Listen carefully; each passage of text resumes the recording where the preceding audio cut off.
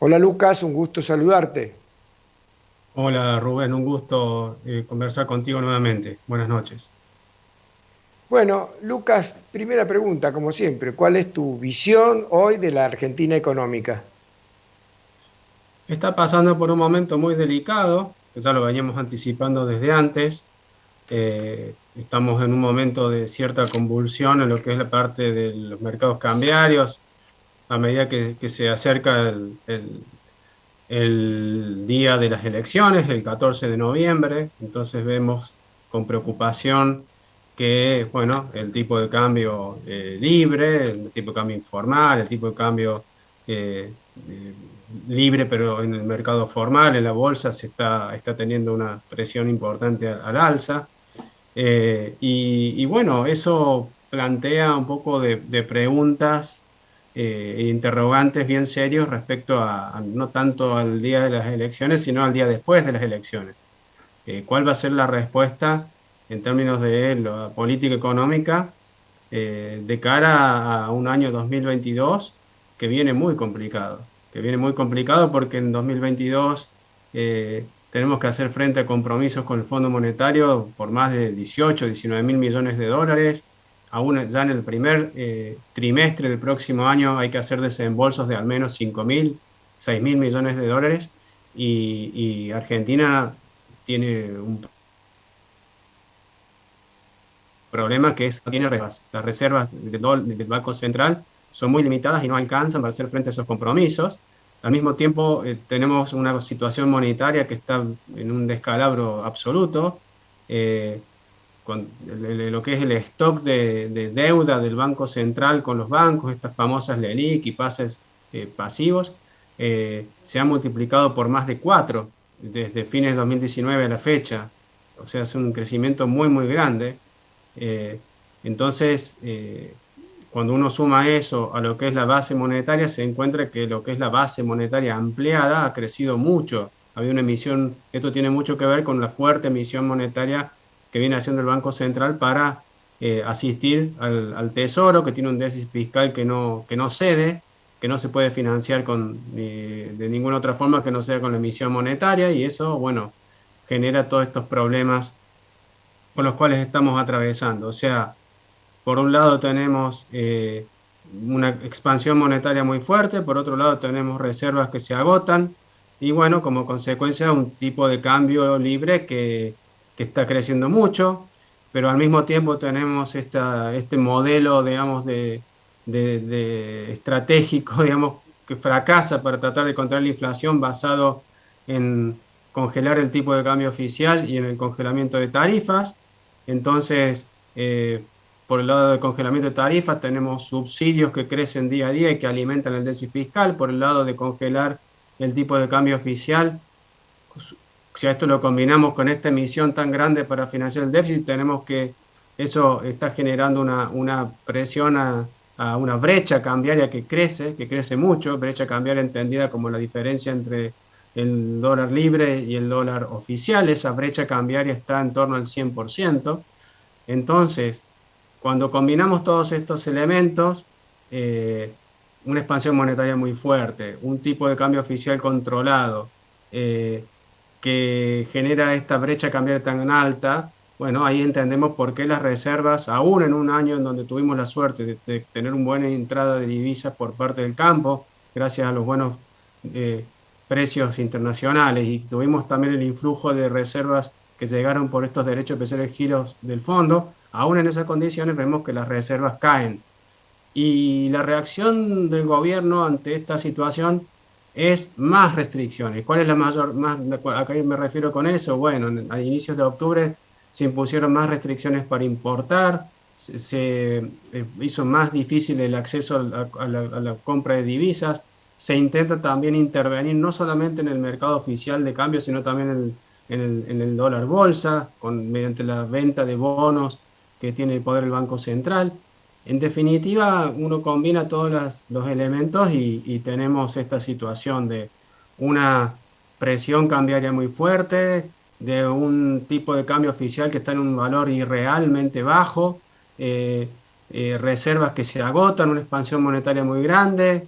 Y bueno, y en definitiva, todo repercute en una inflación que en el mes de septiembre, contrariamente a lo que se esperaba, superó llegó al 3,5%.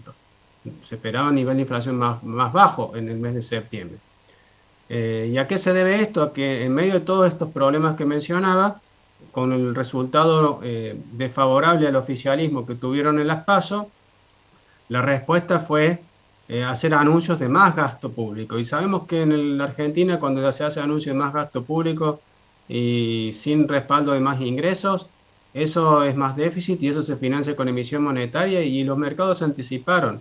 Se anticiparon en ver que iba a haber una expansión del gasto público, más emisión monetaria y inmediatamente, en lugar de trasladarse eso a mayor actividad, mayor producción, se traslada a mayores precios. Cuando vemos este tipo de políticas que bien mencionabas vos, pseudo-keynesianas de emergencia, de tratar de expandir, dado las perspectivas tan desfavorables que hay, la respuesta del lado de la producción no es producir más, la respuesta es seguir produciendo lo mismo y cargar un precio más alto a los productos.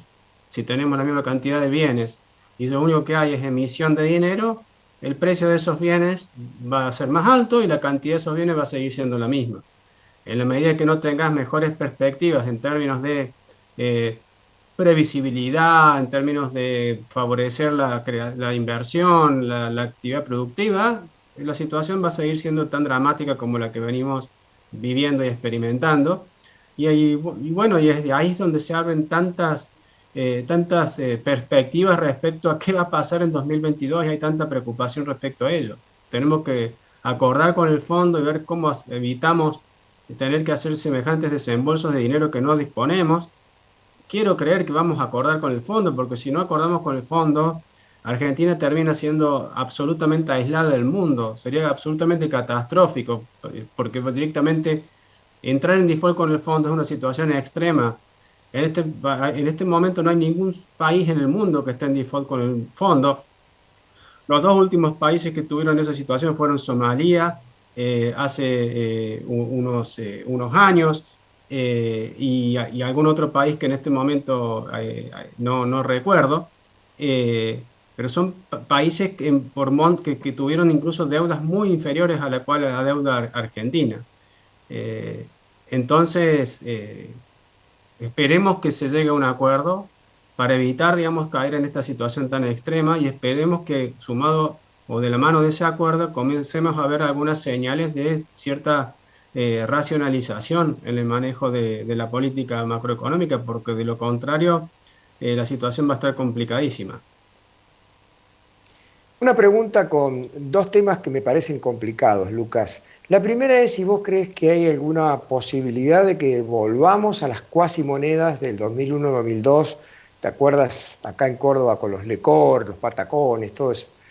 Porque la gente ya, las provincias no sabían cómo hacer porque no le enviaban el dinero de la coparticipación y todo eso. Y el segundo es que la gente está llegando a un límite del cual no, ya no puede pasar, es decir, la gente no puede pagar más impuestos. Un peso de impuesto más que le pongas a las personas y creo que puede haber esto que se constituye en pregunta que sería, ¿podría llegar a haber una rebelión fiscal en Argentina?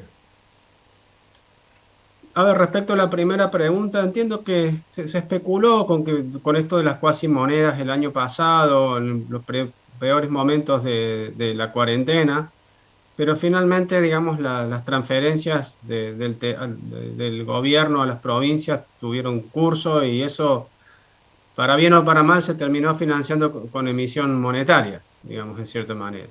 Ah. Así que no parece haber un espacio digamos, para el renacer de estas cuasimonedas que supimos tener en otro momento. Eh, lo más, lo que parece prácticamente inevitable de cara a 2022 y dejando de lado incluso la negociación con el fondo es que se hace muy difícil sostener un tipo de cambio oficial a 100 pesos cuando tenés cada vez menos reservas y cuando tenés cada vez más emisión de dinero.